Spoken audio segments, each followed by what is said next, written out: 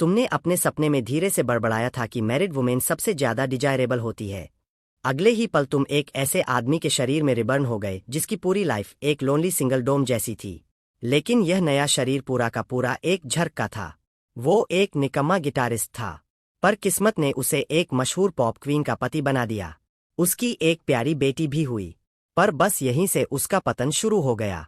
बेटी के पैदा होते ही उसकी बैंड टूट गई और अपनी नाकामी मानने की बजाय उसने अपनी बीवी और बच्ची को ही अपशगुन मान लिया। धीरे धीरे शराब, जुआ और गुस्सा उसकी पहचान बन गए और हर हार या नशे के बाद वो माँ बेटी पर हाथ उठा देता। तुमने धीमे से कहा, कैसा घटिया आदमी होगा यह। सोफे पर माँ बेटी अब भी डोमेस्टिक अब्यूज की वजह से कांप रही थी। साउ तुम्हारी वाइफ। तुम्हारी नजर उन दोनों पर टिकते देख चौंक गई। उसने छोटे मिंगमिंग को और कसकर पकड़ा। आंखों में आंसू आ गए। वह कई बार भागने के बारे में सोच चुकी थी, लेकिन खुद भी अनाथ होने के चलते और घर के सारे पैसे इसी शख्स के कंट्रोल में होने के कारण फंसी हुई थी। उनके डर को देखकर तुमने एक लंबी सांस ली, खुद को शांत किया और धीरे से उठकर लाइट ऑन कर दी। हल्की सी वार्म ऑरेंज लाइट कमरे में फैल गई जो बिखरे हुए केओस पर पड़ रही थी। तुमने सिर खुजलाया। यह कैसी लाइफ थी उसकी। तुमने खिड़की खोली, थोड़ा फ्रेश एयर आने दिया और एक एक कर खाली बॉटल्स उठाकर कमरे से साफ करना शुरू किया। सोफे पर बैठे शशि या उन्हें पहली बार हल्का सा सरप्राइज महसूस किया। तुमने उन्हें डिस्टर्ब नहीं किया। किचन से टॉवल लाकर टेबल साफ की और पूरा कमरा चमका दिया। पसीने से कपड़े भीग गए तो बेडरूम से साफ कपड़े उठाए और तुम बाथरूम में चले गए। बाथरूम का डोर बंद होते ही शशि ने पहली बार थोड़ा रिलैक्स किया। साफ कमरे को देख उसकी आंखों में डिसबिलीफ था। यह शैतान आखिर कर क्या रहा है। मामा, भूख लगी है। मिंगमिंग ने बड़ी बड़ी आंखों से कहा। बस बेबी, थोड़ी देर में खिलाऊंगी। सा ने उसके बाल सहलाए, यह जानते हुए कि उसे इंतजार करना होगा जब तक यह आदमी सो ना जाए तभी वह खाना बना सकती है। फिर बाथरूम का दरवाजा खुला। तुम बाहर निकले और माम हल्के से सिमट गई। तुमने उन्हें नजरअंदाज किया और घर से बाहर चले गए। सा घबरा गई। क्या वो फिर पीने गया है?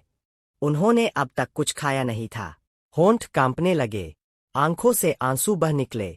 डोंट क्राई मामा, मैं भूखी नहीं हूं। मिंगमिंग ने अपनी छोटी छोटी उंगलियों से मां के आंसू पोंछने की कोशिश की। सा का दिल टूट गया, लेकिन उसने बेटी को सीने से लगाकर कहा, सो जा मिंगमिंग, सो जाएगी तो भूख नहीं लगेगी। कल सुबह मम्मा अच्छा खाना बनाएगी। वो धीमे से गाना गाने लगी और मिंगमिंग की आंखें धीरे धीरे बंद हो गई। सा की आंखों से पिछले 2 साल का सारा दर्द फिर सामने आ गया। उसने तय किया कल वो यह नर्क छोड़ देगी चाहे कुछ भी हो जाए। तभी क्लिक, दरवाजे का लॉक घुमा। सा कांप गई। मिंग के कान ढक दिए। तुम अंदर आए, सोफे पर नजर डाली, फिर टेबल पर रखा खाना उठाकर बेडरूम की तरफ गए। सा का दिल जोर जोर से धड़कने लगा। वह भगवान से प्रार्थना करने लगी कि तुम कमरे में मत आओ। धीरे से नॉक हुआ। मैं खाना ले आया हूं, भूख लगे तो खा लेना। आज मैं साइड रूम में सोऊंगा। उसने सुना कि तुम्हारे कदम पीछे हट रहे हैं। कमरे में फिर खामोशी फैल गई, बस उसकी तेज सांसें बची। मिंगमिंग ने आंखें खोली, दरवाजे की तरफ देखा। आज पिता का अजीब सा व्यवहार उसके दिमाग में गूंज रहा था। टेबल पर रखा खाना देखकर शशि का दिल हिल गया। यह शैतान अचानक दयालु क्यों हो रहा है? क्या चाहता है? मिंगमिंग छोटे पैरों से दरवाजे के पास गई, झांक कर खाने को देखा और हल्की सी लार टपक गई, पर बिना मां को देखे हिली नहीं। सा ने भारी सांस ली, खुद को संभाला और धीमी मुस्कान के साथ मिंगमिंग को उठाया। चल चुपचाप खा लेते हैं। बाहर तुमने उनके खाने की आवाज सुनी और फिर अपनी सोच में खो गए। फूड खरीदने के बाद तुम्हें याद आया कि घर में सिर्फ $1,800 बचे हैं। पैसे जल्दी प्रॉब्लम बनने वाले थे। अचानक तुम्हारी आंखें चमकी। यह तो पैरेलल वर्ल्ड है। तुमने फोन उठाया, स्क्रॉल किया और मुस्कुरा उठे।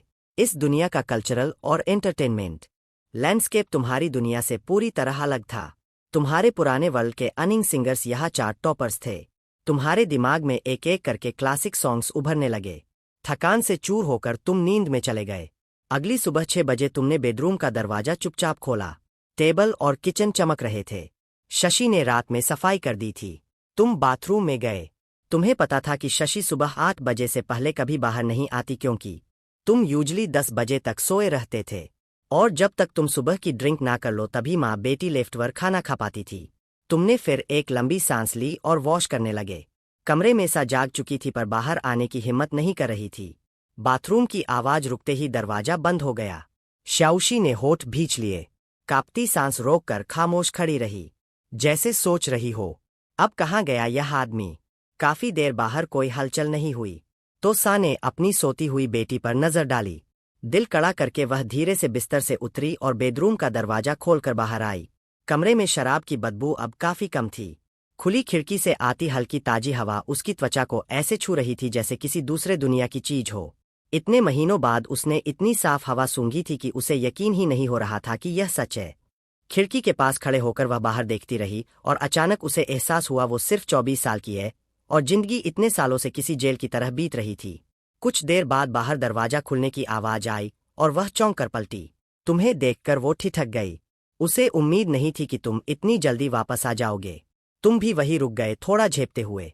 असल में तुम बाहर इसलिए गए थे क्योंकि घर में एक दाना भी खाने को नहीं बचा था, तो तुम मांस सब्जी और चावल खरीद कर लौट आए थे। दोनों के बीच एक अजीब सी चुप्पी थी। पहली बार तुमने अपनी पत्नी को ठीक से देखा। वो हद से ज्यादा खूबसूरत थी। तुम्हारी असली दुनिया की किसी भी इन्फ्लुएंसर या सेलिब्रिटी से ज्यादा, पर वो बहुत दुबली थी। चेहरा पीला जैसे महीनों से ठीक से धूप और खाना ना मिला हो। उसे इस हालत में देखकर तुम्हारे अंदर अजीब सा दर्द उठा। तुमने सोचा कैसे कोई अपने ही घर में इतनी क्रूरता कर सकता है।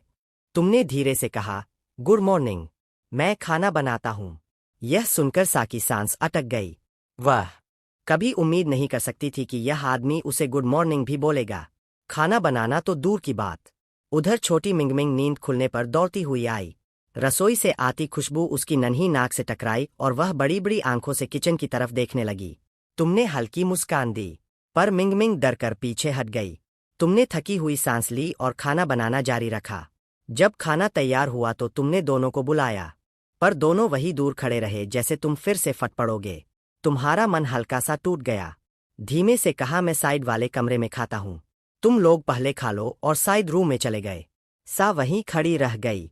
उसने साइड रूम के बंद दरवाजे को देखा, फिर अपनी बेटी की चमकती हुई आंखों को। मिंगमिंग बोली, मॉम, यह डैडी ने बनाया है मेरे लिए। सा रुक गई। उसने धीरे से सिर हिलाया। मिंगमिंग का चेहरा चमक उठा और उसने खुशी से पहला ही कोर मुंह में डाल लिया। यह उसकी जिंदगी में पहली बार था जब उसके पिता ने उसके लिए कुछ बनाया था और वो डिलीशियस था। सा चुपचाप खाती रही, मन में उलझन, डर और एक अजीब सा दर्द तैरता हुआ। उधर साइड रूम में बैठे तुमने भूख के बावजूद खुद को रोका। तुम जानते थे वो दोनों अभी तुम्हारे साथ एक ही टेबल पर बैठने के लिए तैयार नहीं है। तुमने फोन उठाया, पुराना अकाउंट डिलीट किया, नया बनाया, फिर लोकल ट्रेंडिंग खोला और माथा पकड़ लिया। यह कैसी बकवास म्यूजिक ट्रेंड कर रही है। तभी दिमाग में प्लान आया। तुमने अलमारी से पुराने नोट्स निकाले और कुछ ही मिनटों में एक पूरा म्यूजिक स्कोर तैयार कर दिया। गिटार निकाली, बैठकर आंखें बंद की और स्ट्रम किया। साइड रूम से गिटार की आवाज गूंज उठी। रसोई में खाना खाती सा हाथ रुक गया। यह गिटार, यह तो मेरा था। यह बजा कैसे रहा है? तुम्हारी आवाज धीरे से निकली, because I dream you left me, I woke from tears. कमरे में एक जादुई सन्नाटा फैल गया। मिंगमिंग भी खाना रोककर सुनने लगी, छोटी सी गर्दन तिरछी करके जैसे पहली बार किसी सेफ चीज का एहसास हो रहा हो। सा की आंखें फैल गई, आंसू बिना पूछे बहने लगे। 2 साल, 2 पूरे साल उसने कोई संगीत नहीं सुना था। 2 साल सिर्फ डर, चीखें, मार और लोनलीनेस। अब सामने उसी दानव जैसी शख्सियत की आवाज में इतनी सॉफ्टनेस, इतना इमोशन कि उसका दिल खुद को रोक ना पाया।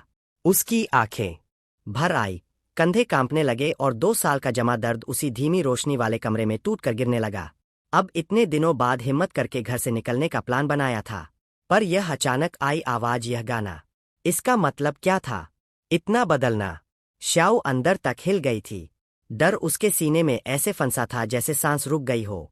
डर भविष्य का, डर इस अचानक बदल चुके इंसान का। कहीं यह सब एक छोटा सा सपना तो नहीं? म्यूजिक रुक चुका था। मिंगमिंग ने देखा कि उसकी माँ रो रही है। वह तुरंत शो की गोद में चढ़ गई और अपनी नन्ही उंगलियों से उसकी आंखों के आंसू पोंछने लगी। Don't cry mama, don't cry, Mingming is here. उसे लगा माँ को फिर दर्द हुआ है। वो श्याओ की पीठ की तरफ झुककर धीरे धीरे फूंक मारने लगी, जैसे छोटा सा इलाज कर रही हो।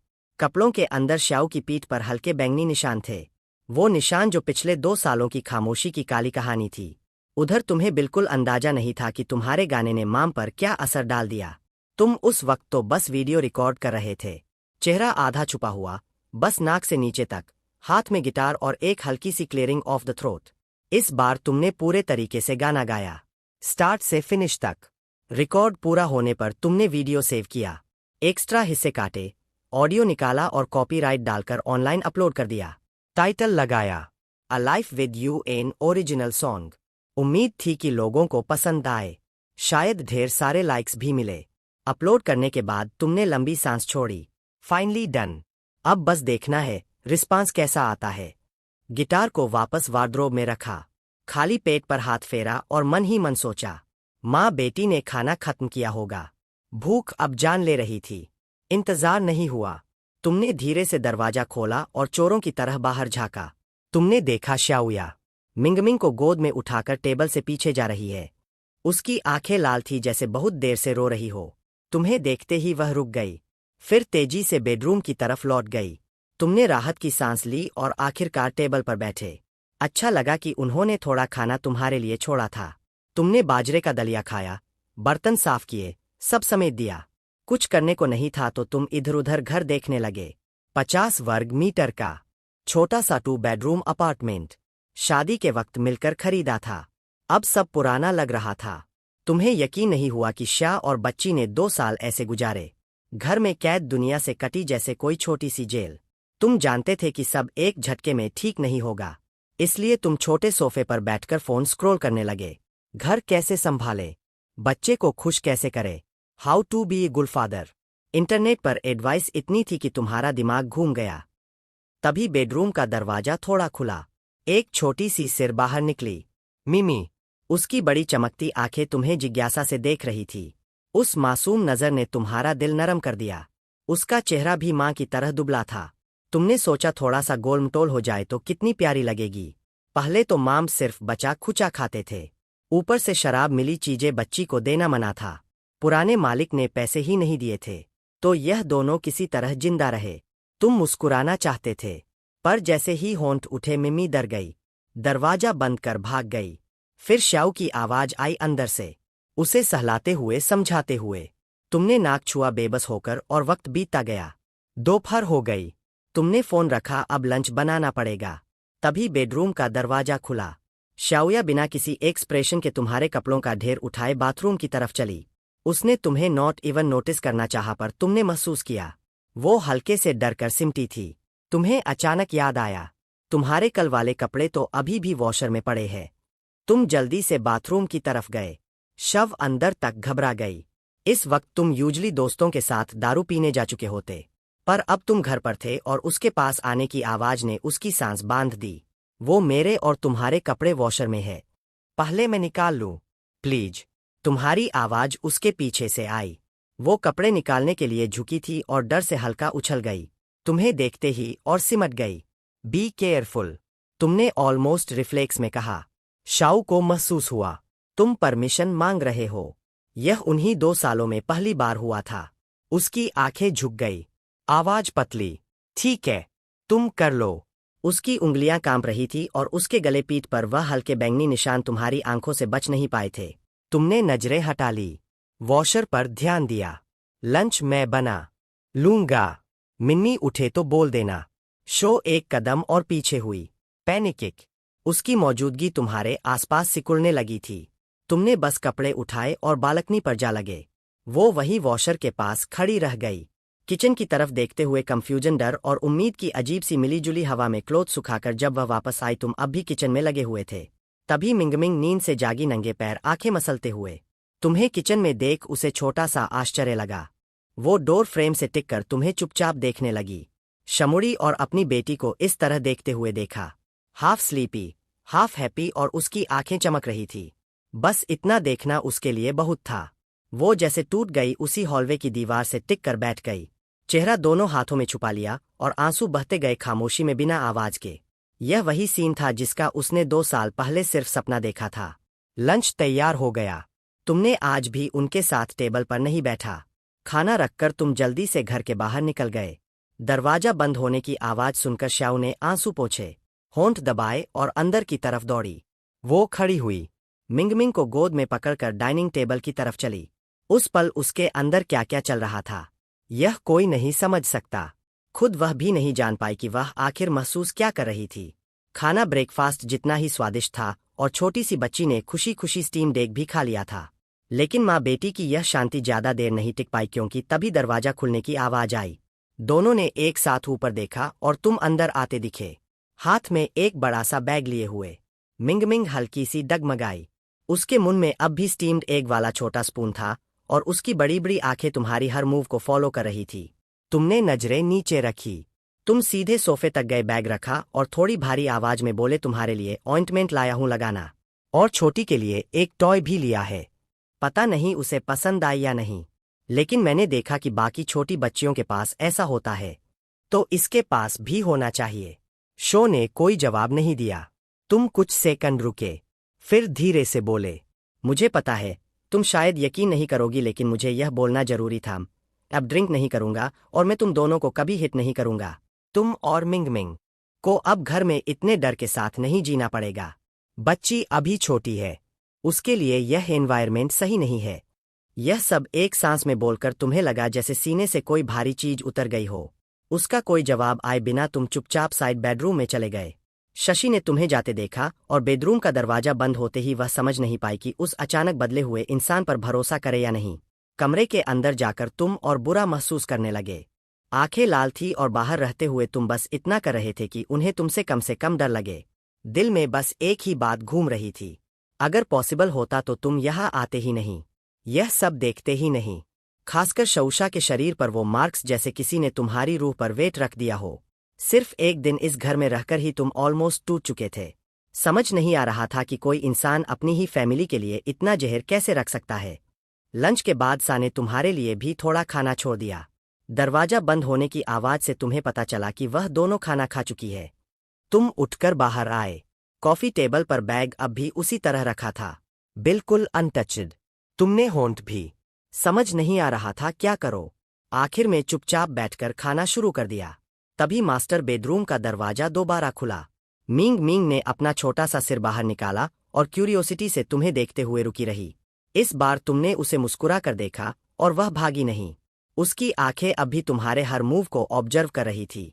तुम्हारे अंदर हल्की सी वार्मथा आई, जैसे इस छोटी सी सॉफ्ट एनर्जी ने तुम्हारी सारी टेंशन को थोड़ा सा हील कर दिया हो।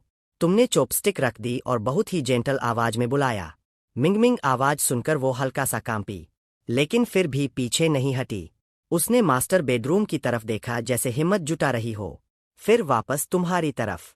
छोटी सी मुलायम आवाज उसके मुंह से निकली और उसे सुनते ही तुम्हारा पूरा शरीर कांप गया, आंखों में पानी आ गया। क्रॉसिंग ओवर के बाद इतनी प्यारी साउंड पहली बार सुनी थी। मिंगिंग ने सिर्फ तिरछा किया, कंफ्यूज थी कि डैडी एक साथ हंस भी रहा है और रो भी रहा है। तुमने हल्की सी आवाज में उसे जवाब दिया, फिर उठकर सोफे पर गए। बैग खोला और वो डोल निकाली जो अभी अभी खरीदी थी। तुमने उसे हल्के से हिलाकर मिंग को दिखाया। उसकी बड़ी बड़ी आंखें चमकी। वो डोल को देखती, फिर मास्टर बेडरूम की तरफ, फिर वापस डोल की तरफ। कुछ पल हिचकिचाई और धीरे धीरे तुम्हारी तरफ चली आई। तुम्हारा दिल तेज धड़कने लगा। तुम नहीं चाहते थे कि डर की वजह से वह वापस भाग जाए। मिंगमिंग को सिर्फ इतना पता था कि डैडी अच्छा खाना देता है और अब एक टॉय भी लाया है जो उसे पसंद है।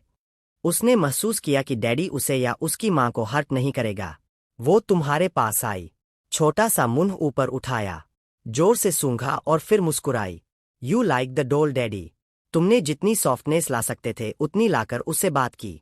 उसकी छोटी उंगलियां डोल लेने को हिली, लेकिन वह खुद इतना हिम्मत नहीं कर पाई, बस तुम्हारी आंखों में देखती रही। तुम धीरे से उसके लेवल पर घुटनों पर बैठे और डोल उसके हाथ में रख दी। इस बार उसने सच में डोल पकड़ ली। उसकी आंखें चमक उठी। वो डोल को देखती उसे हाथों से टटोलती और उसकी आंखें खुशी से चांद की तरह टेढ़ी हो गई। उसे इतना खुश देखकर तुम्हारे अंदर कई तरह की फीलिंग्स एक साथ उठी। उसके छोटे से दुबले चेहरे को पास से देखकर, उसके फीके 2 साइज छोटे कपड़ों को देखकर दिल में जैसे सुई चुभ गई। वह सिर्फ 3 साल की थी। उसे प्यार मिलने का हक था और वो इतनी सी डोल से इतनी खुश हो रही थी। तुमने दांत भी जल्दी से आंखों से पानी पहुंचा, चेहरा सीधा किया और उसे क्वाइटली खेलते हुए देखते रहे। इधर मास्टर बेडरूम में शऊ और भी नर्वस हो रही थी। उसे समझ नहीं आ रहा था कि यह सब ठीक है या गलत, लेकिन तुम्हारी एक बात उसने मन में रख ली। बच्ची अभी छोटी है, उसे ऐसे माहौल में नहीं पलना चाहिए। बच्ची को तुम्हारे पास आने देना ही उसका सबसे बड़ा कॉम्प्रोमाइज था। श्याऊ के आंसू निकल आए। वो चुपचाप बेड पर बैठी, आंखें पोंछती रहीं। प्लेटफार्म पर एक वीडियो ने सिर्फ 2 घंटे में ट्रेंडिंग लिस्ट में जगह बना ली थी। अभी वो नंबर 5 पर था। यंग चंगलिन ने पहले तो ज्यादा ध्यान नहीं दिया।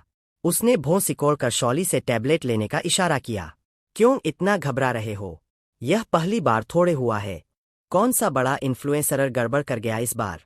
कोई बड़ा इन्फ्लुएंसर नहीं है, श्ली ने धीमी आवाज में कहा, उसकी एक्सप्रेशन पढ़ते हुए। यह एक नया अकाउंट है, आज ही बना है, और वीडियो हमारी पुश सिस्टम से भी नहीं गया, बस एक सॉन्ग है। यह सुनकर यांग चोंगलिन की एक्सप्रेशन तुरंत बदल गई।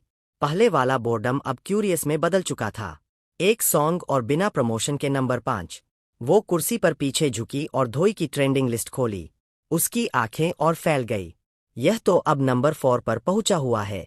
चलो देखते हैं किस तरह का सॉन्ग है। जैसे ही उसने सॉन्ग सुना कमरा कुछ सेकंड के लिए एकदम साइलेंट हो गया। दोई में इतने सालों में उसने ऐसा खूबसूरत सॉन्ग कभी नहीं सुना था। उसने तुरंत क्रिएटर की प्रोफाइल खोली। शिन्याओ। उसके होठों पर हल्की मुस्कान आई। नाम भी अच्छा है। शवली, तुमने अच्छा काम किया। इस वीडियो को पुश करो, कल यह नंबर 1 होना चाहिए। शालिली ने राहत की सांस ली और सिर हिलाया। उसके जाते ही यंग चोंगलिन ने फिर से वो सॉन्ग प्ले किया। उसकी उंगलियां टेबल पर रिदमम के साथ टैप कर रही थी। कुछ सेकंड बाद उसने मोबाइल उठाया और एक प्राइवेट मैसेज भेज दिया। उधर घर पर तुम सुबह 5 बजे ही उठ चुके थे। तुम्हें अभी तक यह पता ही नहीं था कि तुम्हारा सॉन्ग वायरल हो चुका है। जल्दी से मुंह हाथ धोकर तुम मॉर्निंग रन पर निकल गए, लेकिन तुम्हारा शरीर उम्मीद से ज्यादा कमजोर था। कुछ ही मिनटों में सांस फूल गई। बार बार रुकना पड़ा। 1 घंटे में जैसे तैसे 5 किमी पूरा किया। वही टारगेट जो तुमने खुद के लिए सेट किया था। जब तुम 7:40 पर घर पहुंचे तो दरवाजे पर ही शाओ से टकरा गए। वह अभी बाथरूम से निकली थी, तो ओलिया से बाल सुखाती हुई तुम्हें देखकर वह हल्का सा चौंक गई। मुझे लगा तुम घर पर ही हो, मैं ब्रेकफास्ट बनाती हूँ, वो जल्दी से बोली। तुम 1 सेकंड के लिए ऑकवर्ड हुए, फिर पूछा, मिंगमिंग अभी सो रही है? सियाशी ने चुपचाप सिर हिलाया। तुम्हें मॉर्निंग एनर्जी से भरा हुआ देखकर वो आदमी जो पहले हमेशा बिखरा रहता था, उसका दिल अजीब सा घबरा गया। वो तुरंत किचन की तरफ निकल गई जैसे भाग रही हो। तुम मुस्कुराए, मैं नहा लूं फिर ब्रेकफास्ट बना दूं। कुछ खास खाना है तुम्हें? तुम्हारी आवाज में हल्की टीजिंग वर्म्स थी। इस बार वो कदमों में रुक गई, फिर धीमे से बोली, नहीं तुम बैठो, मैं बच्ची को संभाल लूंगी। और वो बेडरूम में गायब हो गई। नहाने के बाद तुम बहुत भूखे थे और तुम्हारा शरीर शराब की क्रेविंग से भी लड़ रहा था। किचन में काम करते हुए तुम बार बार गर्म पानी पीते रहे ताकि क्रेविंग थोड़ी कम हो सके। मिंगमिंग जाग चुकी थी। सियाशी ने उसे तैयार कर दिया था और वह वही गुड़िया पकड़े खड़ी थी जो तुमने कल खरीदी थी। वो किचन के दरवाजे से झांक रही थी। उसी क्यूरियोसिटी के साथ तुमने पीछे मुड़कर देखा और मुस्कुराए। गुड मॉर्निंग मिनमिन, ब्रेकफास्ट में क्या चाहिए? मिंगमिंग ने सिर तिरछा किया, थोड़ा सोचा, फिर उत्साहित होकर बोली, स्टीम्ड एग, मुझे स्टीम्ड एग चाहिए। तुमने हंसकर कहा, डन, स्टीम्ड एग ही बनेगा। जब तुमने उसके सिर पर हाथ फेरने की कोशिश की, वह हल्का सा पीछे हट गई। तुम हंसे। उसका धीरे धीरे तुम पर भरोसा करना तुम्हारे दिल में एक अजीब सी वार्मथ भर देता था। तुमने ब्रेकफास्ट टेबल पर रखा और बेडरूम में वापस चले गए ताकि माम आराम से खा सके। इस बार अंदर से हंसी और थोड़ी सी बातें सुनाई दे रही थी। घर में पहली बार इतनी नरमी महसूस हो रही थी। बिस्तर पर लेटे हुए तुमने फोन उठाया साइलेंट मोड में। जैसे ही स्क्रीन अनलॉक हुई, नोटिफिकेशंस का सैलाब तुम पर टूट पड़ा। तुम लिटरली चौंक गए। 2 ही खोला पेज देखा और तुम्हारी आंखें लगभग फटी रह गई। एक दिन में 1 मिलियन फॉलोवर्स, 2 मिलियन लाइक्स, लगभग 1 मिलियन कमेंट्स, और हर कमेंट में सिर्फ तारीफ। बैक एंड वॉलेट खोला, तुम ऑलमोस्ट हक्का बक्का रह गए। 3,20,000 यूएन सिर्फ एक दिन में, सिर्फ ट्रैफिक से 0 एड्स। तुमने तुरंत पैसे बैंक में ट्रांसफर किए। अब ग्रोसरी तक खरीदने में डर नहीं रहेगा। वो दिन गए जब सिर्फ 1,000 यूएन बचे होते थे। माँ बेटी के खाने का इंतजार करके तुम बाहर आए। जल्दी से टेबल साफ किया, बर्तन धोए और फिर फोन उठाकर बाहर निकल गए। तुम जिस इलाके में रहते थे वह पुराना सा डिस्ट्रिक्ट था, चीप, रनडाउन और भीड़ भाड़ वाला। शादी के बाद तुम दोनों की आमदनी कम थी, इसलिए यही जगह अफोर्ड हो पाई थी। फिर 2 साल में तुम्हारा असली वाला पार्टनर लगातार बेरोजगार रहा, शराब पीता रहा और सीओ का फोन तक बेच दिया था। इसलिए अब तुम अकेले ही मॉल की तरफ निकल गए। और जो सबसे पहली चीज तुमने देखी वो थी एक बड़ा सा शोरूम, एक मशहूर डोमेस्टिक स्मार्टफोन ब्रांड का। शायद इसलिए कि उस वक्त ज्यादातर लोग काम पर होंगे। स्टोर लगभग खाली था। काउंटर के पीछे एक जवान सेल्स गर्ल आराम से अपने नाखून पेंट कर रही थी। जैसे ही उसने तुम्हें देखा, उसकी आंखें चमक उठी और वह जल्दी से तुम्हारी तरफ बढ़ी। हाय सर, नया फोन लेना है। तुमने हल्का सा सिर हिलाया काउंटर के मॉडल्स देखते हुए। कुछ देर घूमने के बाद आखिरकार तुमने एक स्काई ब्लू मॉडल चुन लिया। सेल्स गर्ल का चेहरा खिल गया। Wow, great choice. एंडसम। हमारा लेटेस्ट मॉडल है। Cutting edge tech, 100x zoom और दुनिया का पहला फोन जो सैटेलाइट कॉल सपोर्ट करता है। तुमने सोचा और कहा सिम कार्ड भी मिलता है क्या? वो बोली ऑफ कोर्स आपके लिए ही चाहिए। नहीं, मेरी वाइफ के लिए है। तुमने आराम से जवाब दिया। सेल्स गर्ल एक सेकंड को ठिठक गई। अंदर ही अंदर थोड़ा डिसपॉइंटेड भी हुई। इतना अच्छा लड़का already married. Good man are always taken, उसने मन ही मन सोचा। लेकिन बाहर से मुस्कुराते हुए बोली, आपकी वाइफ बहुत लकी है सर, बट सिम कार्ड के लिए उन्हें खुद आना पड़ेगा, आईडी प्रूफ के साथ। ठीक है, कोई दिक्कत नहीं, बस फोन पैक कर दो। तुमने कहा तुम्हें अंदाजा नहीं था कि सिम के लिए वेरिफिकेशन जरूरी होगा। फोन पैक हुआ। तुमने स्कैन करके पेमेंट किया और जल्दी से बाहर निकल गए। अभी बहुत कुछ खरीदना बाकी था। टाइम नहीं था बर्बाद करने का। घर पर शाशी ने पूरा घर चमका दिया था। अब वह सोफे पर बैठकर नीले आसमान को देख रही थी। 2 दिन की हवा बदलने के बाद कमरा शराब की बदबू से पूरी तरह मुक्त था। ताजी हवा चल रही थी। उसके लिए यह सब ऑलमोस्ट अनबिलीवेबल था।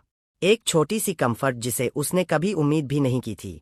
मिंगमिंग भी खुश होकर खेल रही थी, जिससे शाशी के होठों पर हल्की सी मुस्कान आ गई। जिंदगी थोड़ी अच्छी लग रही थी। तभी दरवाजे की अनलॉकिंग की आवाज आई। मिंगमिंग उछलकर अपनी गुड़िया पकड़कर शाशी की बाहों में छुप गई। बाहर तुम मुंह से कह रहे थे, धीरे भाई, स्क्रैच मत करना, सीधे अंदर रखो। शाशी थोड़ी घबरा गई और मिंगमिंग को कसकर पकड़े कमरे की ओर खिसक। लेकिन क्यूरोसिटी हावी हो गई और उसने दरवाजे की दरार से झांका। तुम और एक बंदा एक क्रीम कलर का क्लाउड स्टाइल सोफा अंदर ला रहे थे। तुम्हारी नजर उससे मिली और तुम्हारा चेहरा खुशी से चमक उठा। थोड़ा गर्म पानी दे दोगी? मूवर्स को ब्रेक दे दूं? तुमने कहा हाँ हाँ अभी लाई। वो थोड़ा हड़बड़ाई और किचन में चली गई। फिर तुम मूवर्स के साथ नया सोफा, टीवी, फ्रिज और बाकी अप्लायंसेस लाए। हर नई चीज के आते ही घर का पूरा वाइब बदल गया। जो घर थका हुआ, पुराना और टूटा फूटा लगता था, अब फ्रेश, अलाइव और कंफर्टेबल दिखने लगा। पुराना सब सामान तुमने 800 यूएन में बेच दिया था। शाशी को समझ नहीं आ रहा था कि इतने पैसे आए कहाँ से, क्योंकि उसके हिसाब से तो घर में अभी भी तंगी होनी चाहिए थी। मूवर्स को विदा करके तुम बड़े से बैग के साथ लिविंग रूम में आए और एक ताजी सांस ली। अब यह सच में किसी का घर लगता था, किसी का टूटता हुआ जीवन नहीं। तुमने पसीना पोंछा बैग को नए कॉफी टेबल पर रखा और सॉफ्ट सोफे पर बैठ गए। किचन में माँ बेटी अब भी शौक में खड़ी थी। मिंगमिंग अपनी माँ की टांग पकड़े नई चीजों को घूर रही थी। तुमने उसे देखा और तुम्हारी आंखें खुशी में सिकुड़ गई। तुमने बैग से एक बड़ा पिंक टॉय निकाला और टेबल पर रखा। नजरें उसी पर टिकाए हुए। जैसा एक्सपेक्टेड था, मिंगिंगमिंग की नजरें उस टॉय पर अटक गई। एक हाथ में गुड़िया, दूसरे हाथ से शाशी की शर्ट पकड़े वो आगे झांक रही थी। यह क्या है डैडी? उसने धीमे से पूछा। तुमने मुस्कुराते हुए हाथ बढ़ाया। आओ देखो डैडी तुम्हारे लिए क्या लाया है। वो तुरंत नहीं आई। पहले अपनी माँ की तरफ देखा, फिर हिचकते हुए तुम्हारी तरफ बढ़ी। तुमने टॉय खोला। अंदर एक छोटा सा प्रिंसेस हाउस था। प्रिंसेस का घर सजाएंगे डैडी के साथ? तुमने पूछा। उसकी आंखें चमक उठी। वो धीरे धीरे तुम्हारे घुटनों के पास आ गई। तुमने छोटी सी प्रिंसेस फिगर उठाई। प्रिंसेस अभी रेडी नहीं है, डैडी नहीं कर पाएगा। क्या तुम हेल्प करोगी उसे प्रीटी बनाने में? उसने झिझकते हुए फिगर लिया। तुमने उसका छोटा हाथ अपने हाथ से पकड़कर उसे फील करवाया। फिर तुमने पिंक ड्रेस उठाई और उसका हाथ गाइड किया। Daddy is counting on you, princess को रेडी करने के लिए। Okay daddy. उसकी आवाज एक्साइटमेंट से भर गई। डैडी के हाथ कितने वार्म है, मॉमी से भी ज्यादा वार्म। वो मन ही मन सोच रही थी। फिर तुम्हारी ऑकवर्ड सी एक्सप्रेशन देखकर वो खिलखिलाकर हंस पड़ी। डैडी सोसेली मैं सिखाती हूँ। वो प्रिंसेस को क्लम्सली ड्रेस कर रही थी, तुम्हारे घुटने से लगी हुई। तुम भी हंस दिए और दोनों मिलकर छोटे से प्रिंसेस हाउस को सजाने लगे। कमरे में वारमत फैल गई। एक छोटी सी फैमिली लाइक मोमेंट। दरवाजे पर टिककर खड़ी शाशिया दृश्य देख रही थी। आंखें नम, दिल भरा हुआ। यह याद आते ही तुम्हारी सांस अटक गई।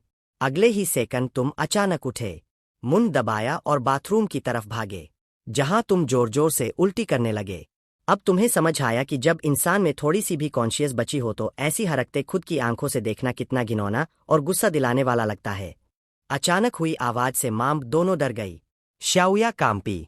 फटाफट सोफे की तरफ भागकर मिंग को अपनी बाहों में भर लिया। छोटी मिंग तो और भी सहम गई। कहीं जैसे पहले होता था वैसे ही गुस्सैल खूंखार पिता फिर बाहर आकर उस पर बरस ना पड़े। उसके लिए तो यह उल्टी की आवाजें हमेशा किसी मैन ईटिंग टाइगर जैसी रही थी। कुछ देर बाद तुम बाथरूम से लड़खड़ाते हुए बाहर आए, आंखें लाल, चेहरा थका हुआ और सामने डरी सहमी शाओयाओ और मिम्मी को देखकर दिल और भी भारी हो गया। पेट अभी भी मिचला रहा था, पर तुमने खुद को संभालते हुए धीमे से कहा, सॉरी, मेरा मतलब डराने का नहीं था, बस तबीयत खराब हो गई। अब जब तुम उसकी बॉडी में रह रहे थे तो यह सोचकर ही तुम्हारे पूरे शरीर पर जैसे हजारों चींटियां ही दौड़ गई। शाओया और मिंगमिंग दोनों अभी भी दूरी बनाए रही तो तुमने एक भारी सांस ली। उनके पास से गुजरे मिंगमिंग को धीरे से पकड़ा और सीधे किचन में जाकर सब्जियां हो धोने लगे। मिंगमिंग ने शायद खेल भी पूरा नहीं किया होगा। तुम खेलते रहो, मैं लंच बनाता हूं, तुमने कहा। शो ने तुम्हारी तरफ देखा। वही चेहरा, वही इंसान, लेकिन एक अलग सा सुकून। उसने हल्का सा सिर हिलाया और मिंग को गोद में लेकर फिर सोफे पर बैठ गई। मिंग ने मां की बाहों के बीच से झांककर तुम्हारी तरफ देखा और फिर मुस्कुरा दी। उसे समझ आ गया कि उसका जेंटल डैडी अभी भी वही है। जब तुम खाना टेबल पर रखकर निकले, शऊ चुपचाप साइड के कमरे में चली गई। उसके होंठ हल्के से हिले जैसे कुछ कहना चाहती हो, पर आवाज नहीं निकली। खाना खाते वक्त मिंगमिंग ने अचानक पूछा, मॉम डैडी हमारे साथ क्यों नहीं खा रहे? शऊ ने मसालेदार तली हुई मांस का टुकड़ा चबाते हुए उसकी तरफ देखा। यह उसका मनपसंद खाना था, लेकिन शादी के बाद उसने इसे लगभग छोड़ा दिया था क्योंकि तुम्हें स्पाइसी बर्दाश्त नहीं था। उसने बेबी की तरफ देखा, फिर कमरे की तरफ और फिर मुस्कुराई, जैसे सूखी जमीन पर पहली बारिश की बूंदें गिरे। क्योंकि डैडी और मामी अभी रेडी नहीं है, उसने धीरे से कहा। मींग समझी नहीं बस और ज्यादा उलझ गई। उधर तुम कमरे में फर्श की तरफ देखते बैठे थे। तुम जानते थे यह उल्टी शारीरिक नहीं, पूरी तरह साइकोलॉजिकल थी।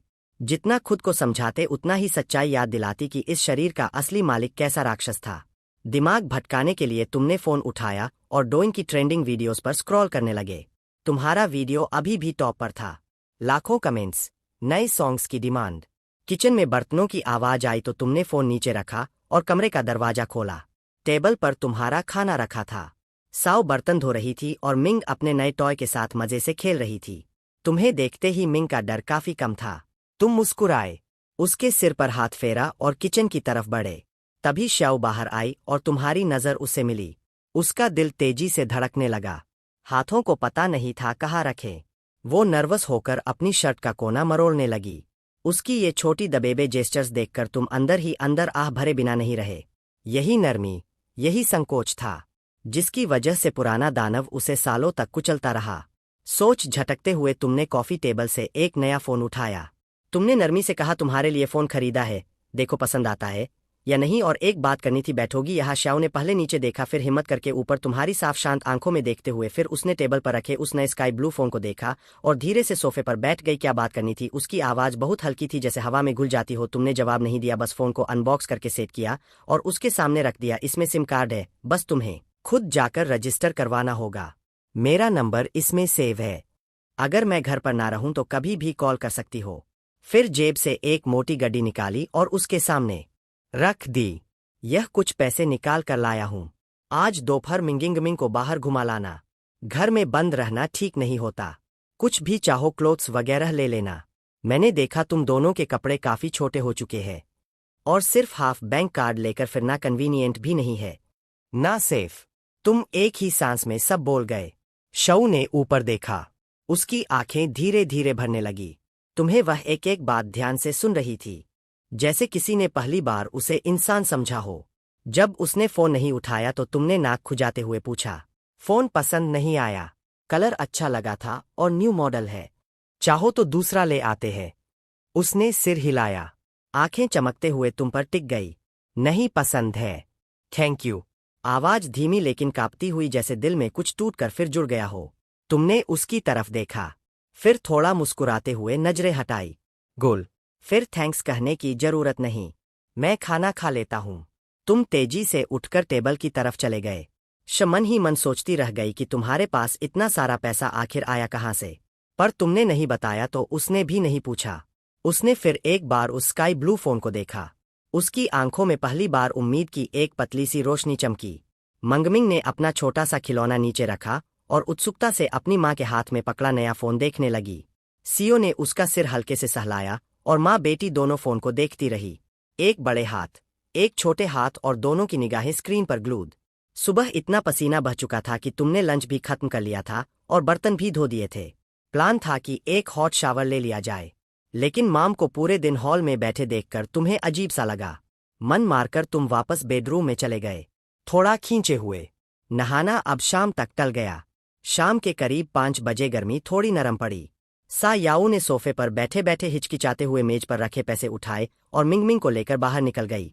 मिंगमिंग तो जैसे महीनों बाद बाहर निकली थी। एक हाथ में उसकी गुड़िया, दूसरे में माँ का हाथ और बड़ी बड़ी गोल आंखें जैसे नई दुनिया को पी रही हो। दूसरी तरफ सीओ थोड़ी झिझक महसूस कर रही थी। उनके ढीले ढाले कपड़े और रास्ते से गुजरते लोग। उसे डर था कि लोग उन्हें ज्यादा घूरेंगे।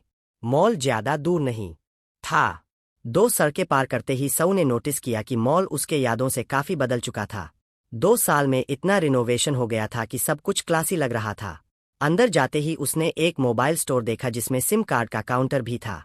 वह थितकी, फिर मिंगमिंग को लेकर अंदर चली गई। स्टोर काफी बिजी था।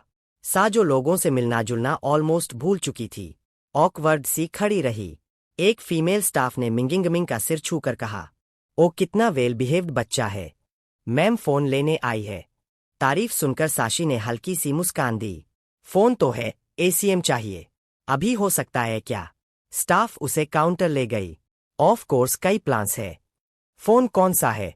अगर हमारे ब्रांड का है तो सिंपल डिस्काउंट मिलता है। डिस्काउंट शब्द सुनते ही शशि की आंखों में चमक आ गई। उसने तुरंत फोन निकाला। यह वाला आज ही सुबह लिया था। ठीक है ना? स्टाफ एक सेकंड को फ्रीज हो गई। यह तो बिल्कुल नया मॉडल है। और सुबह एक हैंडसम आदमी इसे खरीद कर गया था। यह साफ था कि वही आदमी इन दोनों का पति पिता है, भले ही कपड़े सामान्य हो। स्टाफ मुस्कुराकर बोली, अच्छा वो हैंडसम आदमी आपके हस्बैंड है। यो लकी मैम, इस मॉडल पर यह वाला प्लान परफेक्ट है। टॉप अप 100 मिलेगा, डबल बैलेंस और 600 फ्री मिनट। सीओ को एक पल को चक्कर सा आया। लोग कह रहे थे कि उसका पति गुडमैन है। काश वो स्टाफ को बता पाती। ऐसे अच्छे आदमी को तो तुम ही घर ले जाओ। सिम लगने के बाद सीओ ने एक बैंक अकाउंट खोला, तुम्हारे दिए पैसे जमा किए। कुल 5000 में से 100 सिम में गए, 4900 बच गए। फोन और बैंक कार्ड हाथ में लिए वह बाहर आई और आसपास की बिल्डिंग्स को देखकर पहली बार महसूस किया, जिंदगी बदली जा सकती है। वो मिंगमिंग को बाहर ले जा सकती है, काम कर सकती है, खुद और बेटी के लिए एक नई शुरुआत कर सकती है। तभी एक मीठी सी आवाज आई, मॉम आइसक्रीम मिल सकती है। वो अपने ख्यालों से बाहर आई। मंगिंग की आंखें आइसक्रीम शॉप पर जमी थी। स्यासी उसके चेहरे पर एक चमक। हाँ, पर बस एक ही बाइट, टमी दुखेगा। माम दोनों की यह खुशी लंबे समय बाद आई थी। उधर तुम नहा चुके थे और तुम्हें पता भी नहीं था कि अगर हालात थोड़ा और बदल जाते तो शायद वापस ही ना आती। तुम शाम का खाना बनाने लगे। 2 मीट डिश, 2 वेज। सोचा नूडल्स भी बना दूं, पर पता नहीं वो कब लौटेंगी, इसीलिए नूडल्स होल्ड पर रखे। तुम इंग्रेडिएंट्स काट कर वापस सोफे पर आ गए और पेरेंटिंग फोरम्स पढ़ने लगे। अगर बच्चा खाना ना खाए तो क्या करे? स्पेंकिंग इजंट एन ऑप्शन। तुमने खुद ही सोचा, मंगिंग तो इतनी प्यारी है, वो खाना क्यों छोड़ेगी? 7 बज गए पर वो नहीं आए। बेचैन होकर तुमने जूते पहने और दरवाजे की तरफ बढ़े। दरवाजा खोलते ही एक खुशबूदार हवा सामने आई। सौ और मिंगमिंग वापस आ गई थी। सीओ चलते चलते एक अनजाना सा गुनगुनाती हुई आई, हाथों में कुछ शॉपिंग बैग्स। मिंगमिंग एक हाथ से माँ का दुपट्टा पकड़े, दूसरे में अपनी गुड़िया और सबसे बड़ा शौक, दोनों ने नए परफेक्टली फिटिंग कपड़े पहने थे। तुम्हें देखते ही मिंगमिंग की आलमंड आइस चमक उठी। वो दौड़कर बोली, डैडी। उसकी आवाज में इतनी खुशी थी कि तुम लिटरली हिल गए। कांपते हाथों से तुम नीचे झुके, उसके बाल सहलाए, उसे गोद में उठाया और अंदर ले गए। डैडी टुडे नूडल बनाओ ना, 2 एग्स वाला। मुझे अंडे बहुत पसंद है daddy, you are my favourite. Xiao अचानक इस बदलाव से थोड़ा घबरा गई। कुछ ही पल पहले मंगम ने कहा था कि वह अपनी माँ से बहुत प्यार करती है, और अब उसी माँ को उसने अपने पिता के लिए ऐसे धोखा दे दिया जैसे लॉयल्टी उसका मिडिल नेम हो। अकीति ने ज्यादा टाइम नहीं लगाया। एग नूडल्स तैयार थे। तुमने कटोरा उसके सामने रखा। उसकी छोटी नाक को हल्का सा छेड़ा और बेडरूम की तरफ मुड़ने ही वाले थे कि एक नन्हा हाथ तुम्हारी शर्ट पकड़ लेता है। डैडी, क्या तुम मेरे साथ खाओगे? उसकी सॉफ्ट हिचकिचाती आवाज ने तुम्हारे कदम रोक दिए।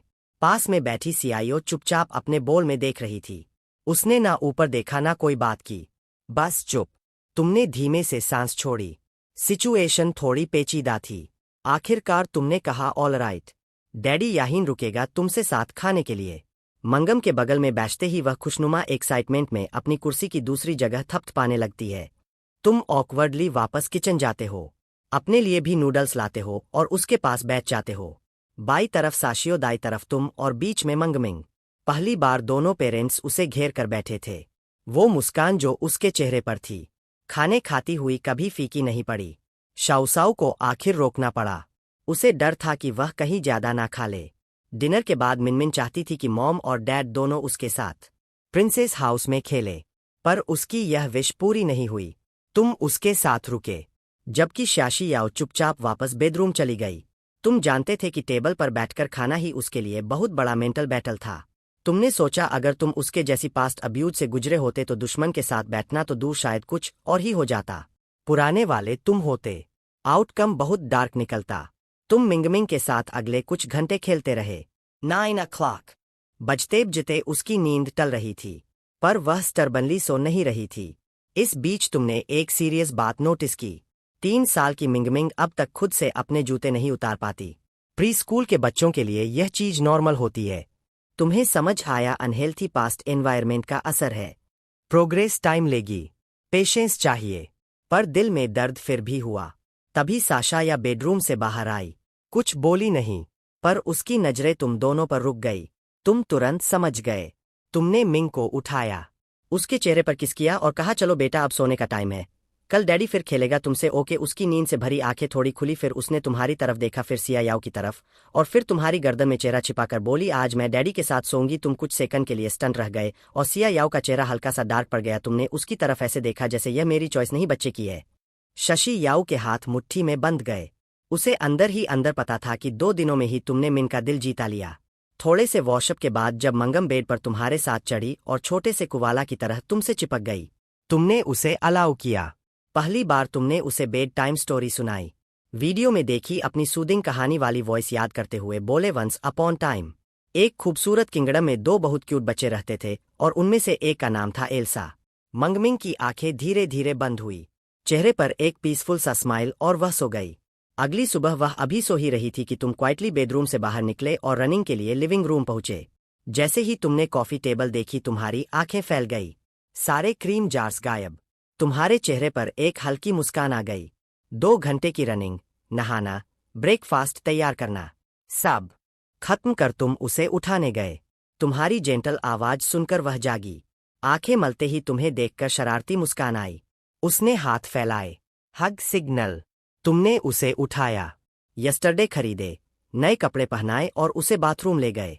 ऑनलाइन सीखी चाइल्ड केयर टेक्निक्स असल में काफी मुश्किल निकली। उसका नाजुक शरीर सब संभाल करना पड़ रहा था। बाल बांधना तो और भी मुश्किल, तिरछे हो गए। Daddy is big dummy. Mingming ने मिरर में मेसी बाल देखकर मुंह फुलाया। तुमने उसकी नाक दबाई, वो हंस पड़ी। फिर उसने तुम्हारी नाक भी पीच कर दी। दरवाजे पर खड़ी शशि यह सब क्वाइटली देख रही थी। कुछ बोली नहीं, पर होठों पर एक हल्की मुस्कान आ गई। ब्रेकफास्ट के बाद तुमने मिंगमिंग को सीओ के पास वापस नहीं भेजा। तुमने प्रिंसेस हाउस में ही उसे खेलते खेलते बेसिक 1 से 10 नंबर्स इंट्रोड्यूस किए। उसकी लर्निंग में गैप्स समझकर तुमने प्लान बनाया। खेलखल में धीरे धीरे एसेंशियल चीजें सिखाओगे। मिंगिंगमिंग जल्दी समझ रही थी और कल रात से वह नोटिसेबली ब्राइट और लाइवली लग रही थी। इम्प्रूवमेंट साफ दिख रहा था और यह दिल गर्म कर देने वाला एहसास था। साइड में बैठकर फोन पर ऐप स्क्रॉल कर रही थी, पर नजर बार बार तुम दोनों पर जा रही थी। उसे साफ दिख रहा था तुम उसे कितनी जेंटली नेचुरली चीजें सिखा रहे हो। उसके दिल में एक छोटी सी वारमत उठी, एक रिग्रेट भी। वो हमेशा अपनी बेटी को अच्छे से पालना चाहती थी, पर पिछले फैमिली एनवायरनमेंट ने उसे मौका ही नहीं दिया। उसने फिर फोन स्क्रीन पर देखा। नए एप्स कितनी तेजी से डाउनलोड हो गए थे। वीसी चैट खोलते ही अनरीड मैसेजेस की लड़ी नजर आई। वो थे टेले के, वो असिस्टेंट जो 2 साल से उसके साथ काम कर रही थी। शादी के बाद से उसने इन मैसेजेस को इग्नोर कर दिया था। पर तले लगातार उसे टेक्स्ट करती रही, पूछती हुई कि वह ठीक है या नहीं। मैसेजेस पढ़ते हुए सऊ के दिल में एक हल्की गर्माहट उतर आई। उसने जल्दी से रिप्लाई किया, सॉरी ले ले, मैं जवाब नहीं दे पा रही थी। अब मैं ठीक हूँ। Don't worry. जवाब ऑलमोस्ट तुरंत आ गया। जी तुम जिंदा हो। मैंने सोचा शादी के बाद तुम मुझे कभी टेक्स्ट नहीं करोगी। तुम्हें नहीं पता, तुम जैसे ही गायब हुई कंपनी में गसिप आग की तरह फैल गया। वो इरिटेटिंग लूज जिया तो हद पार कर रही है। तुम्हारे बारे में झूठ फैलाकर कह रही है कि तुम डिर्व करती थी। बेहद गुस्सा आता है। साशो ने होंठ भी। वो जानती थी लेले सच कह रही थी। काम में वो लूजिया से आगे थी। अब उसके हत्ते ही लूजिया की कोशिशें वही थी, ऊपर आना, बदनाम करना, क्राउड को अपनी तरफ खींचना। उसने टॉपिक बदलते हुए पूछा, ले तुम कैसी हो? लाइफ कैसी चल रही है? मैं ठीक हूँ। She don't worry. मैं वो इनस्ट्रक्टेबल छोटी कॉकरोच हूँ। पर मैंने तुम्हें बहुत मिस किया। क्या तुम वापस आ रही हो?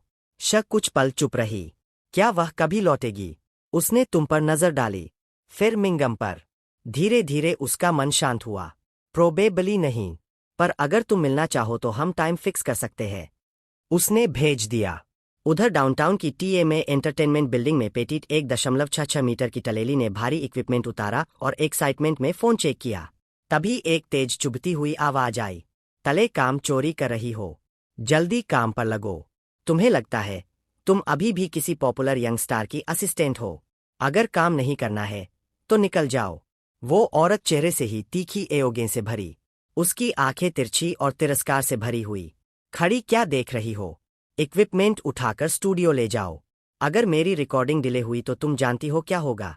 तल ने हल्की सी आई रोल मारी, लेकिन चुपचाप इक्विपमेंट उठाकर स्टूडियो ले गई। घर पर श्याऊ श्याऊ मुस्कुराई जब उसने लेले का अगला मैसेज पढ़ा, शो मेरी सैटरडे ऑफ है, फिर बात करते हैं। उसने वीवो खोला। उसकी आखिरी पोस्ट 2 साल पुरानी उसकी रिटायरमेंट अनाउंसमेंट थी। एक समय की लाखों वाली फॉलोइंग अब कुछ हजार रह गई थी। वो भी लॉयल फैंस जो अब भी केयरिंग कमेंट्स छोड़ते थे। वो क्यूरियोसिटी में ट्रेंडिंग देखती है। एक हेडलाइन चमकती है, a life at view, mysterious singer explodes overnight with millions of views. Screen ने ऑटो प्ले शुरू कर दिया। गिटार की जानी पहचानी धुन रूम में भर गई। सब कुछ अचानक शांत हो गया। तुमने इंस्टिंक्टिवली अपना सिर मोड़ लिया, थोड़ा एबरेस्ट। मिंगिंगमिंग की बड़ी बड़ी आंखें स्क्रीन पर फिक्स हो गई। वो धीरे से सियाओ की गोद में घुस गई। साशियो फ्रीज हो गई। यह वही वॉइस, वही सॉन्ग जो उसने कुछ दिन पहले रिकॉर्डिंग के दौरान सुना था। मिंगम ने अपनी छोटी उंगली स्क्रीन की तरफ उठाई और सियाओ की तरफ चमकती आंखों से देखा। डैडी डैडी फोन में है।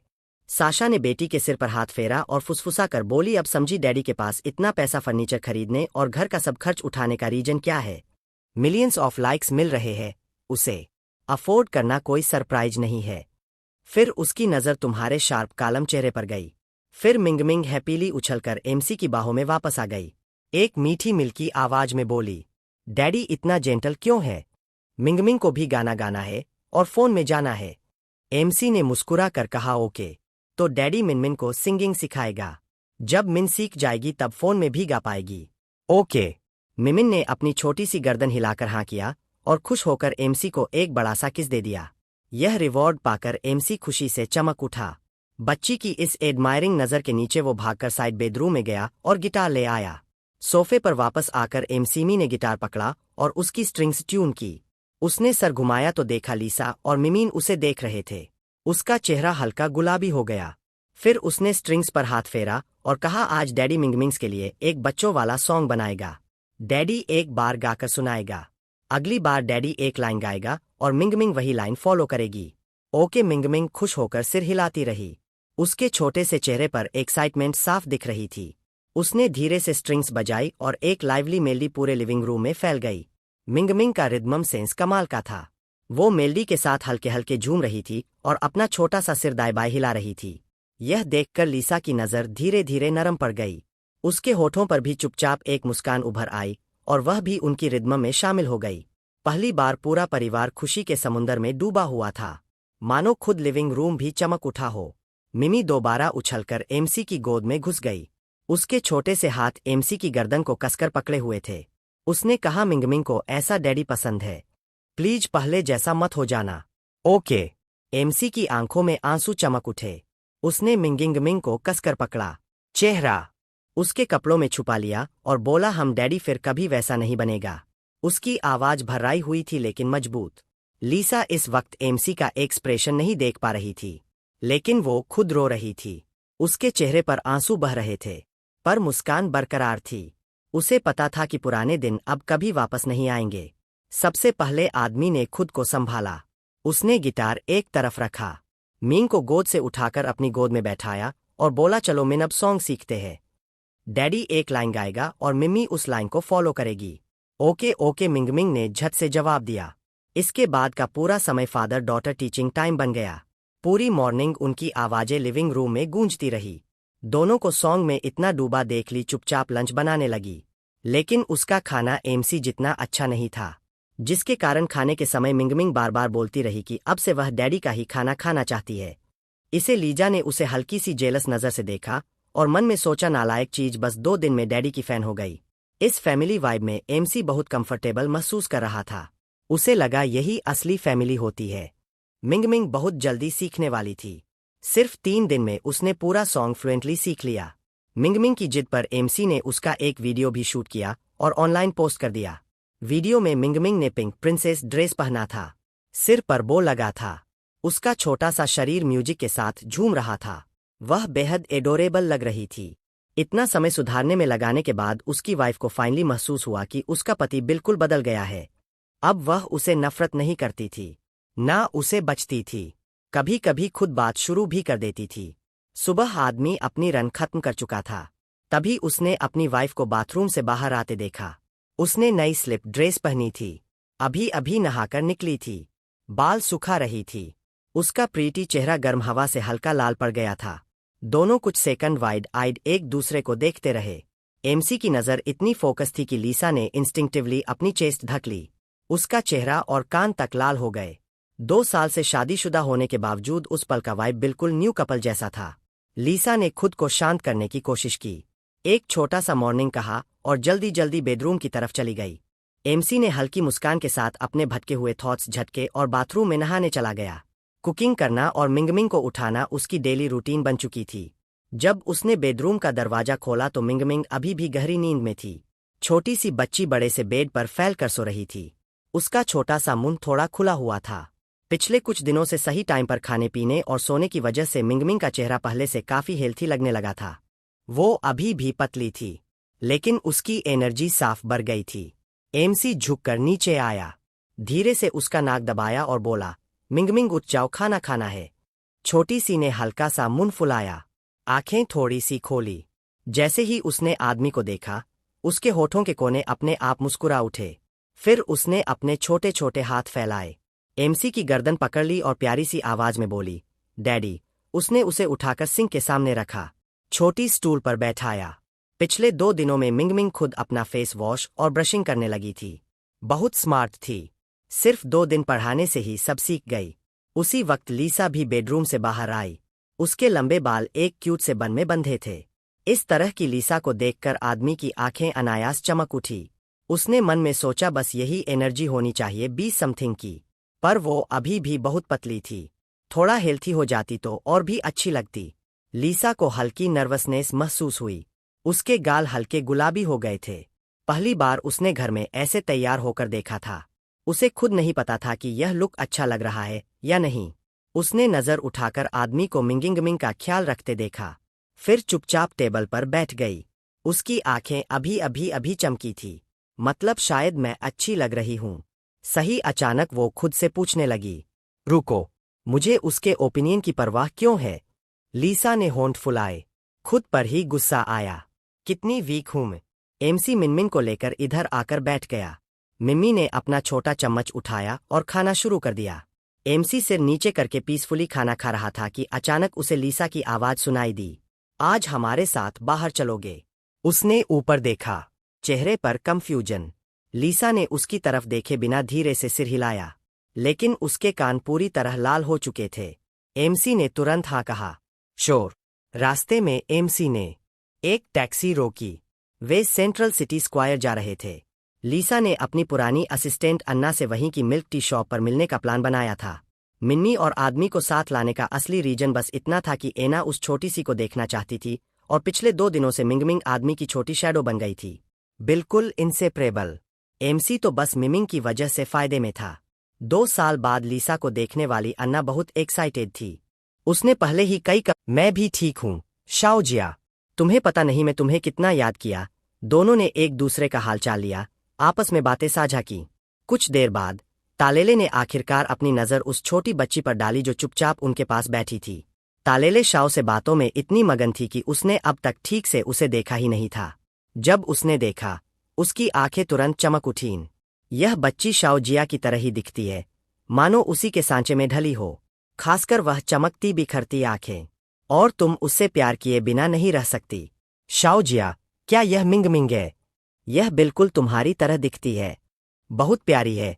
ताओ लेले अपनी सीट से उठीं, मिंगमिंग के सामने बैठ गईं, धीरे से उसके छोटे से गाल को सहलाया।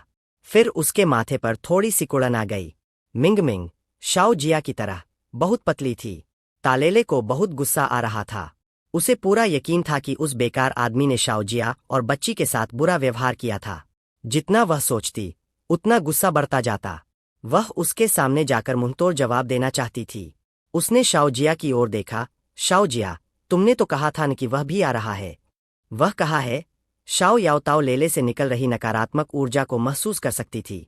वह बस नहीं जानती थी कि यह कैसे समझाए, इसलिए उसने बस एक अजीब सी हंसी हंस दी। वह आइसक्रीम लेने लाइन में लगा है, बच्चों के लिए। ताओ लेले ने तुरंत शाओजिया के चेहरे का भाव पढ़ लिया और इससे वह और भी गुस्से में आ गई।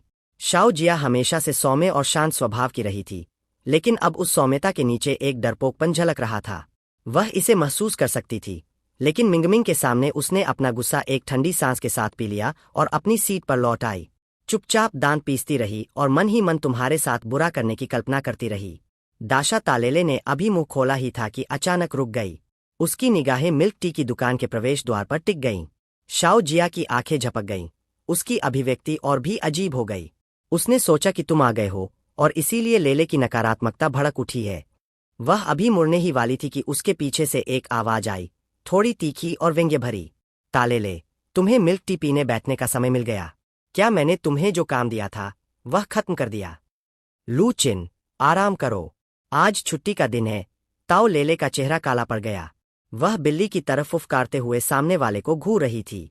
शाओजिया मुड़ी और उसे तुरंत पहचान लिया। लू चिन। शाओ याओ थोड़ी देर के लिए अचंभित रह गई। एक पूर्व सहकर्मी या उसी कंपनी की उभरती हुई गायिका, जिसने भी गंभीर कलाकार वाला रास्ता अपनाया था। अरे, यह शाओजिया है। तुम घर पर अच्छी गृहिणी नहीं बन रही हो। क्या हुआ? लेले को ढूंढने बाहर आ गई। लू चिन की आंखें मुस्कुरा रही थीं, लेकिन उसके शब्द पूरे जहर भरे थे। शाओजिया के कुछ कहने से पहले ही ताओ लेले भड़क उठी।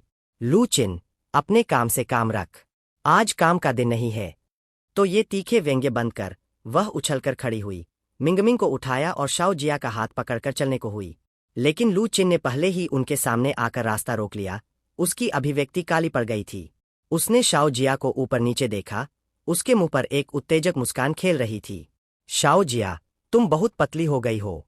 क्या जीवन ठीक नहीं चल रहा? अगर नहीं, तो बस एक शब्द कह दो, छोटी बहन। मैं थोड़ी सहायता कर सकती हूँ।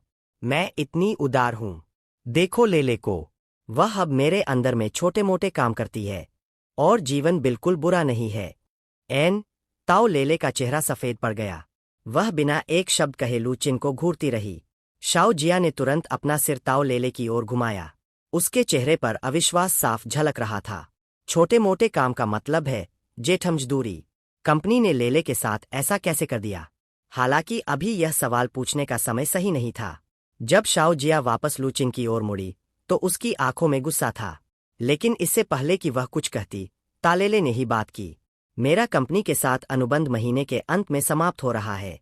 मैं उस समय स्वाभाविक रूप से इस्तीफा दे दूंगी। बस मुझे आशा है कि कोई इतना ऊपर न चढ़े कि गिरने पर उसकी हड्डियां चूर चूर हो जाए। अगर शाओजिया वापसी करती है तो किसी को रात को नींद भी नहीं आएगी। लू चिन उस बात पर अकड़ गई। उसका शाओजिया के साथ एक जटिल अतीत था। शाओजिया ने उसे पूरे 1.5 साल तक मात दी थी। उस समय में कोई लू चिन का नाम तक नहीं जानता था। लेकिन लू चिन जल्दी ही संभल गई। उसने शाओजिया को एक तिरस्कारपूर्ण नजर से देखा।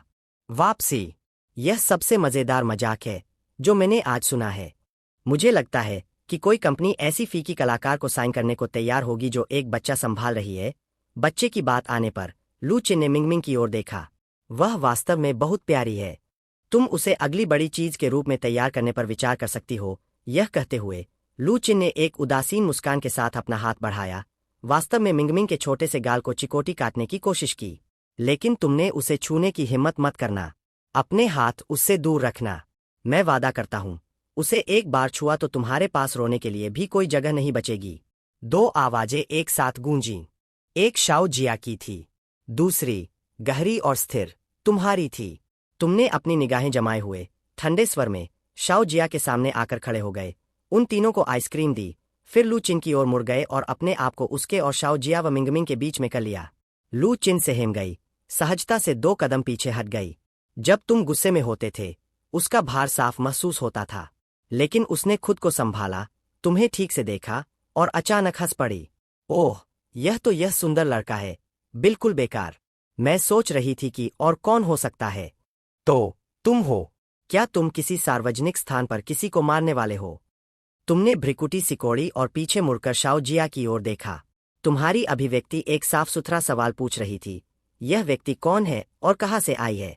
वह मेरी पुरानी कंपनी की एक गायिका है। मुझे उम्मीद नहीं थी कि वह यहाँ मिलेगी। जितना तुम गुस्से में थे, हो सकता है कि दूसरे डर गए हों, लेकिन शाओ जिया डर गई थी। तुम्हें उसकी ओर देखते हुए उसने अपनी आंखें थोड़ी नीची कर लीं। यह देखकर तुम्हारी भ्रिकुटी और गहरी हो गई। तुमने एक चुप सी आह भरी और आगे नहीं बढ़े। तुम वापस मुड़े और नीचे देखते हुए लू चिन से कहा, गायिका, मुझे खेद है। मैंने तुम्हारा नाम तक नहीं सुना। नहीं जानता कि तुम कौन हो। मैं इतना जानता हूं कि एक अच्छा कुत्ता रास्ता नहीं रोकता। हटो। तुमने यह पूरी गंभीरता से कहा। लू चिन की आवाज और तीखी हो गई। अपनी औकात में रहो। क्या तुम सोचते हो मैं नहीं जानती कि तुम उस आइडल ग्रुप के गाओ चोंग और सुबिन की चापलूसी कर रहे हो? हर दूसरे दिन उन्हें ड्रिंक पिला रहे हो और अब यहाँ किसी बड़े व्यक्ति की तरह अभिनय कर रहे हो। गाओ चोंग, सुबिन। तुमने नामों को मन में घुमाया और अंततः उन्हें पहचान लिया। मूल बोर्ड के समूह के विघटन के बाद तुमने अपने एकल करियर को फिर से शुरू करने की कोशिश की थी और वास्तव में उनका पक्ष पाने के लिए बहुत समय और पैसा खर्च किया था। उन्होंने तुम्हें कभी समय नहीं दिया था। मैं उन दोनों को भी नहीं जानता। इसे जारी रखा तो मैं सुरक्षा को बुला रहा हूं। लू चिन ने तुम्हें एक तेज नजर देखा, फिर एक तरफ हट गई। तुमने शाओ जिया का हाथ पकड़ा और तालेले को पीछे चलने का इशारा करते हुए सीधे बाहर निकल गए। लेकिन जैसे ही तुम लू चिन के पास से गुजरे, वह शाओ जिया पर एक आखिरी तीर छोड़े बिना नहीं रह सकी। कितने अफसोस की बात है कि कुछ लोग फिर कभी गा नहीं पाएंगे। शाओ जिया, मेरा नया सिंगल इस महीने के अंत में आ रहा है। लू चिन यह कहते हुए सच्चे दिल से हंसी। तुम अब अपनी तुलना मुझसे कैसे कर सकती हो? उसकी आवाज तुम्हारे पीछे धुंधली पड़ गई। तालेले मुड़कर उसे थप्पड़ मारने के लिए आतुर थी। वह जानती थी कि शाओ जिया को गाना कितना पसंद था। इस तरह उसके चेहरे पर बात फेंकना शब्दों से परे क्रूर था। तुम्हारे कदम बस एक पल के लिए धीमे हुए। तुमने लंबी और स्थिर नजर से लू चिन की ओर देखा, फिर मुड़ गए और चलते रहे। तुम्हारी अभिव्यक्ति अपठनीय थी। शाओ जिया ने कुछ नहीं कहा। उसने चुपचाप अपने होंठ दबाए, लेकिन फिर एक छोटी, साफ आवाज गूंजी, बचकानी लेकिन निश्चित। मेरी माँ तुमसे बेहतर गाती है। तुम एक मतलबी औरत हो। सब लोग ठिठक गए। किसी ने उम्मीद नहीं की थी कि छोटी बच्ची ऐसे बोल उठेगी। तुम एक पल के लिए रुके, फिर मुस्करा दिए और मिंगमिंग के सिर पर हाथ फेरते हुए बोले, यही तो है मेरी बच्ची। तुम्हारी सारी झुंझलाहट उस पल घुल गई जब मिंगमिंग ने बात की। तुमने लू चिन की ओर दोबारा देखे बिना ही उस जगह को छोड़ दिया। समूह ने वह जगह छोड़ दी। उन्हें एक रेस्तरां मिला और वे बैठ गए। शाओ याओ और ताओ लेले ने अपनी बातचीत फिर से शुरू कर दी। कुछ बातें थीं जो शाओ याओ सड़क पर नहीं पूछ पाई थीं।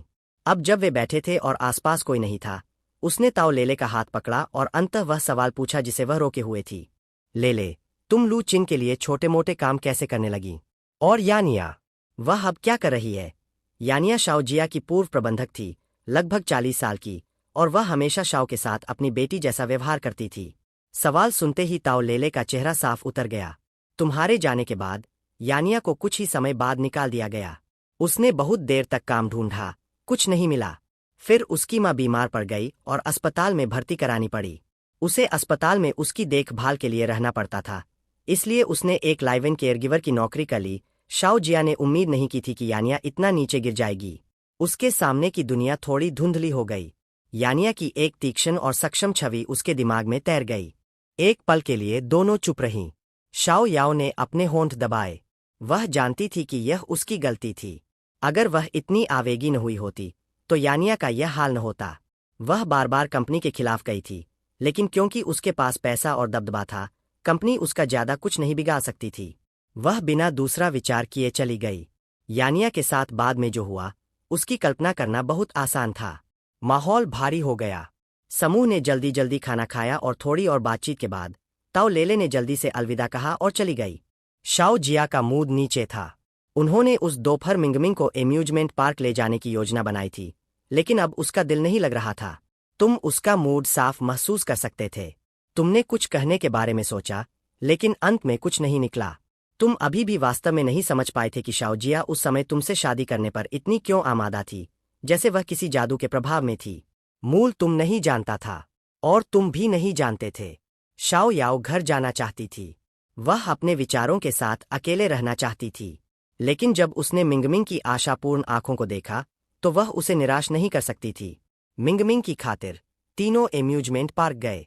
आखिरकार मिंगमिंग बहुत खुश थी। यह उसका पहली बार एम्यूजमेंट पार्क में था। उसने शाओ जिया का हाथ पकड़ा और सीधे अंदर भागने की कोशिश की। शाओ जिया ने खुद को संभालने के लिए मजबूर किया। वह नहीं चाहती थी कि मिंगमिंग अपने पहले एम्यूजमेंट पार्क की याद को एक उदास परिवार के रूप में देखे। उन्होंने घूमने वाले घोड़ों से शुरुआत की, फिर कई अन्य झूलों में से गुजरे, और बिना एहसास के आसमान धीरे धीरे काला पड़ गया था। पूरे पार्क में रंग बिरंगी रोशनी चमकने लगी। आखिरी सवारी फेरिस व्हील थी। जब तुम एक सोती हुई मिंगमिंग को गोद में लिए शाओ जिया के साथ गोंडोला में चढ़े, तो मिंगमिंग तुम्हारी छाती से लगकर सो चुकी थी। फेरिस व्हील धीरे धीरे ऊपर उठा। नीचे चमकती बिखरती रंगीन इमारतें छोटी और छोटी होती गईं। तुम क्या नहीं जानते थे कि यह भी शाओ जिया का पहली बार एम्यूजमेंट पार्क में और पहली बार फेरिस व्हील पर चढ़ना था। उसकी आंखें चौड़ी और उत्सुक थीं। गोंडोला की खिड़की से सब कुछ देख रही थीं, आश्चर्य से चमक रही थीं। वह बाहर देख रही थी। तुम उसे देख रहे थे। शायद उसने तुम्हारी नज़र महसूस कर ली थी। उसके कान के लोब धीरे धीरे गुलाबी हो गए, और उसने तुम्हें हल्की सी डांटती हुई एक बाजू से नजर मारी। तुमने पहले कभी ऐसी नजर का शिकार नहीं हुआ था। उसे संभालना बहुत कठिन था। गोंडोला की मुलायम रोशनी उसके पतले चेहरे पर पड़ रही थी, और उस पल तुम लगभग चकित महसूस कर रहे थे। फेरिस व्हील धीरे धीरे अपनी ऊंचाई पर चढ़ता रहा। फिर एकाएक पार्क के हर कोने से आतिशबाजी एक साथ आसमान में बिखर गई। आतिशबाजी की रोशनी में तुमने इसे साफ देखा। शाओ याओ के चेहरे पर एक शुद्ध, निश्चिंत मुस्कान फूट रही थी। यह अंदर से कहीं गहरे से आ रही थी। तुम थोड़ा विचलित थे। फेरिस व्हील अपने शीर्ष पर पहुंच गया। आतिशबाजी और भी करीब से फूटी। शाओ जिया का चेहरा और भी अद्भुत था। तुम्हें अब ऐसे डरने की जरूरत नहीं है। तुम्हारी आवाज आतिशबाजी के शोर के नीचे नरम थी। शाओ जिया ने इसे ठीक से नहीं सुना। वह तुम्हारी ओर मुड़ी। उसकी आंखों में सवाल था। तुमने उसकी ओर नहीं देखा। तुमने अपनी नजर आसमान में बिखरते चमकीले रंगों पर टिकाए रखा। तुम बहुत कोमल हो। यह सुरक्षित नहीं है। लोग इसका फायदा उठाएंगे। तुम्हें अब पहले जैसा डरने की जरूरत नहीं है। मैं जानता हूं।